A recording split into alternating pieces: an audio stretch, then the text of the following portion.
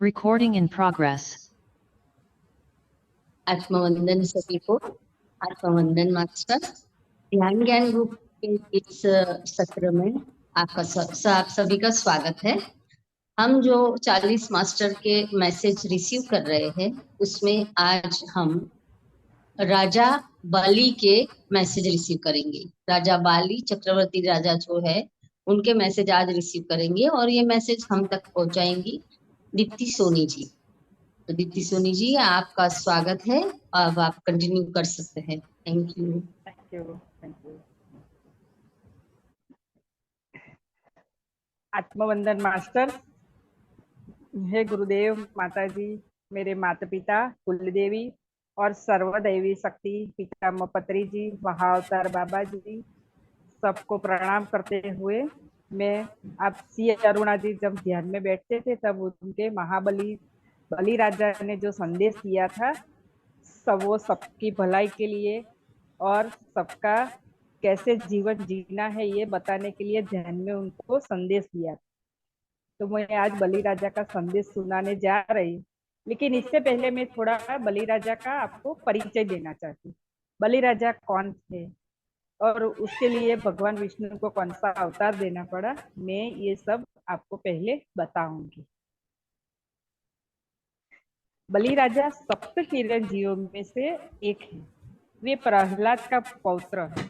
पुराण प्रसिद्ध विष्णु भक्त प्रहलाद थे और दानवीर और महान योद्धा भी थे। और उसके पिता का नाम विरोचन और माता का नाम देवांबा था। वो विरोचन पुत्र असुर राज बलि सभी युद्ध कौशल में निपुण थे। वे विरोचन नामक साम्राज्य के सम्राट थे जिसकी राजधानी महाबलीपुरम थी। इन्हें परास्त करने के लिए विष्णु का वामन अवतार हुआ था। इसने असुर गुरु शुक्राचार्य की प्रेरणा से देवों को विजित करके स्वर्ग लोक पर अधिकार कर लिया था। समुद्र मंथन से प्राप्त रत्नों के लिए जब देव और असुरों के बीच संग्राम छेड़ा गया तब असुरों ने अपनी मायावी शक्तियों से प्रयोग करके देवताओं को युद्ध में परास्त कर दिया। उसके बाद राजा बलि ने विश्वजीत और शत अश्वमेध यज्ञों का प्रण लिया और 99 अश्वमेध यज्ञ उन्हें संपन्न भी कर लिया। अब तीनों लोक पर अधिकार जमाने के लिए तब अंतिम अश्वमेध यज्ञ का समापन हुआ। तब उन्होंने बहुत दान दक्षिणा दिया। उस दान के लिए भगवान विष्णु ने वामन रूप में ब्राह्मण वेशधारी उपस्थित हुए। तब शुक्राचार्य जी ने सावधान कर दिया, फिर भी बलि राजा दान से विमुक्त नहीं हुआ और अपना संकल्प पूरा करने का प्रण लिया। तब वामन जी ने 3 पग भूमि दान में मांग ली और बलि राजा ने वो संकल्प ले लिया और संकल्प पूरा करने के लिए बलि राजा ने दो पाँव में पृथ्वी और स्वर्ग को माप लिया और शेष दान के लिए बलि ने अपना मस्तक नपवा दिया और बलि राजा ने अपना मस्तक पर वामन देव का पाँव पड़ा तो वो सीधे पाताल लोक में चले गए। इससे भगवान वामन अवतार राजा बलि का बहुत खुश हुए और उसकी निष्ठा देखकर उसने अमरता का वरदान दिया और वो भी कलयुग के अंतिम तक चिरंजीवी रहने का वरदान दिया। और माना जाता है कि आज भी पाताल लोक में बलि राजा जीवित अवस्था में पाए जाते हैं और बलि राजा को अपने पाताल लोक और अपने पूर्ववासी के लिए बहुत उसको गहरा प्यार था। इसलिए वो भी आज जब ओणम के अवसर पर राजा बलि केरल में प्रतिवर्ष अपनी प्यारी प्रजा को देखने के लिए आते हैं और जब भगवान विष्णु भगवान विष्णु ने बलि राजा को वरदान मांगने को, बलि राजा ने भगवान विष्णु को ही मांग लिया कि आप पाताल में मैं राज करूंगा तो आप मेरी रक्षा करना। तो भगवान विष्णु उनका द्वारपाल बन गए। और इधर लक्ष्मी जी को टेंशन हो गया कि वो विष्णु जी को इधर उधर ढूंढने लगी। तब नारद जी ने बताया कि वो पाताल लोक में बलि राजा के द्वारपाल थे, अब आप तुम इसे छुड़ा लाओ और आप विष्णु बलि राजा को रक्षा बांध के विष्णु भगवान को मांग लेना। तब लक्ष्मी जी रोते हुए गई और उसको रक्षा सूत्र बांधा और बलि राजा ने वरदान में भगवान विष्णु को मुक्त किया। तब से हम रक्षाबंधन का त्योहार भी मनाए जाते हैं। अब इस तरह हम अब बलि राजा ने जो संदेश दिए थे, श्री रणवणा जी जब ध्यान में बैठी थी 21 जुलाई 1994 में सुबह 10:40 बजे, तब उस ध्यान में थी, तब बलि राजा ने उनको संदेश दिया। वो हम संदेश सुनते हैं। तो उन्होंने बोला कि जब तक मैं सिंहासन पर चढ़ा तब तक मैं न केवल एक ज्ञानी था बल्कि एक अत्यधिक प्रबुद्ध व्यक्ति भी था। मेरे माता पिता महान गुरु थे। उन्होंने न केवल प्रशासन के मामलों में बल्कि आध्यात्मिक खोज में भी मेरा बहुत मार्गदर्शन किया। तो हमेशा दोस्तों कृपया दो महत्वपूर्ण तथ्य याद रखें कि हम इस पृथ्वी पर किसने किस काम के लिए आए हैं। ये बताते हुए उन्होंने कहा कि आप यहाँ एक कार्य पर आए हैं और जितना जल्दी आप कार्य को जानते हैं उतना ही बेहतर आप कार्य के परिणामों को ढाल सकते हैं। इसके अलावा हमारा दैनिक जीवन भी एक सबक है। मैं हर एक व्यक्ति को मास्टर कहूंगा यदि वह मुझे हर दिन ये सबक बता सके, क्योंकि इस तरह हम 20 साल की उम्र तक एक महान मास्टर बन गए। तो आप 20 की उम्र में क्या थे? आप सभी अपने लिए जानते हैं, नहीं ना?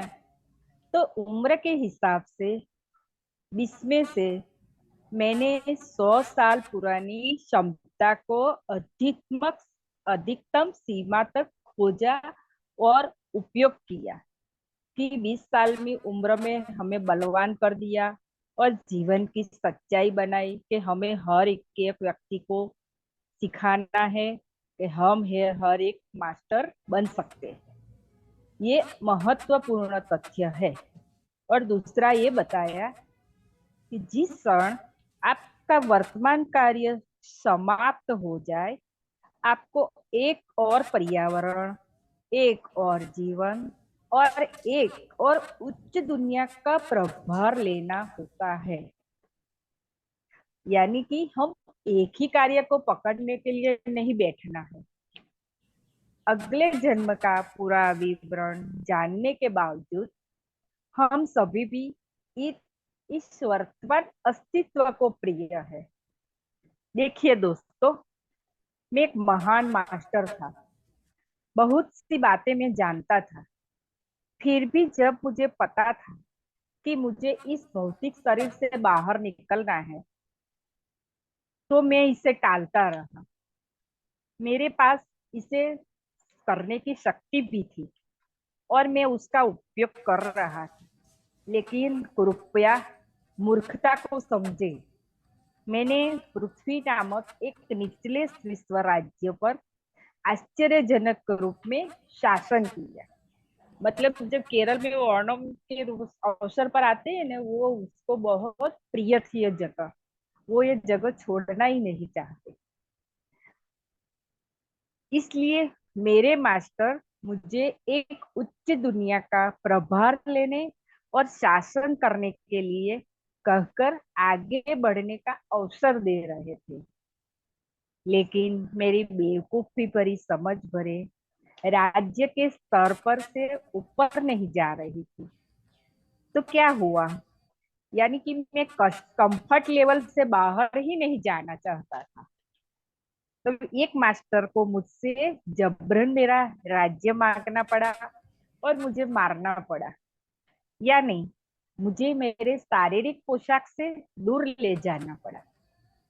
मुझे एक कारण दुनिया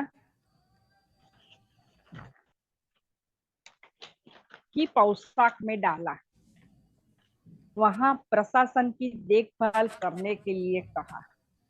और ध्यान रहे पाठकों, मैं अपने भौतिक शरीर और अपने राज्य के लोगों के प्रति बहुत अधिक आसक्त था, जो जिन्हें मैं छोड़ना ही नहीं चाहता था।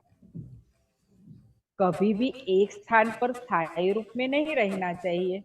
ऐसा करके आप अपने व्यक्तिगत हाथों से विकास की गतिशील गुणवत्ता को रोक देते।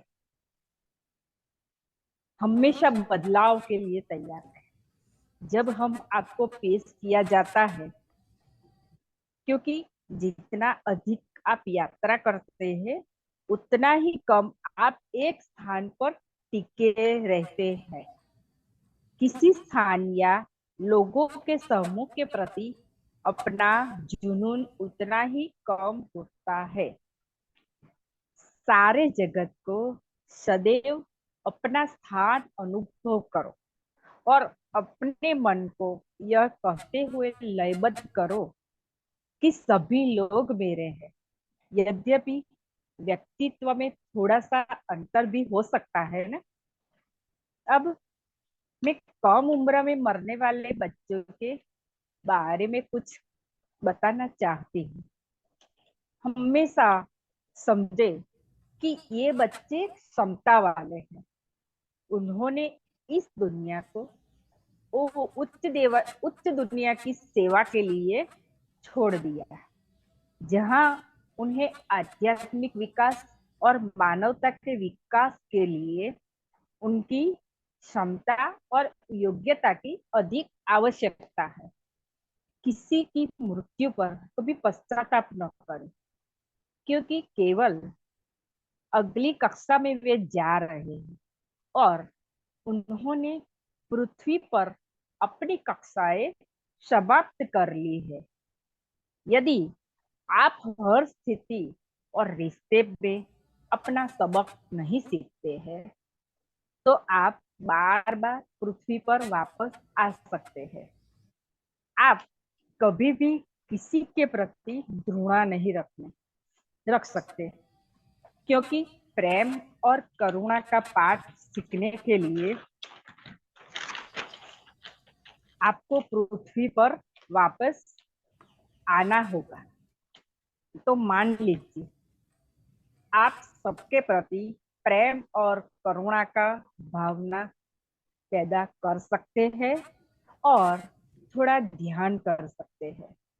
उस स्थिति में आप भी विष्णु बन सकते हैं और निर्मल आनंद में रह सकते हैं।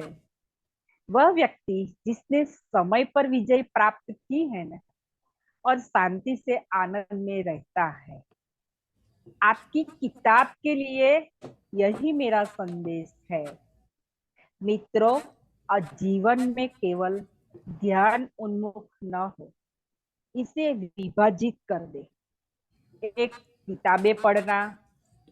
दो, अनुभव और समझ पर चर्चा करना।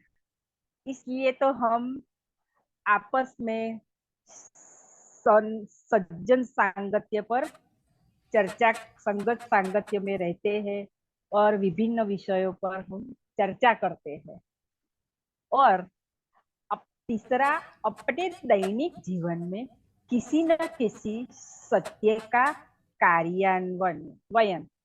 आपने जो समझ है उसे रोज के जीवन में लाइए और आपस में बांटिए।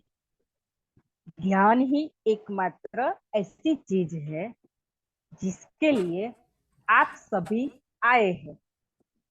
मुझे पता है आप में से कुछ अपने कार्य को जानते हैं, हम आपसे अनुरोध करते हैं और चाहते हैं कि आप उपरोक्त 3 सिद्धांतों का सख्ती से पालन करें और आपने आपके मास्टर जैसा मास्टर बन जाए।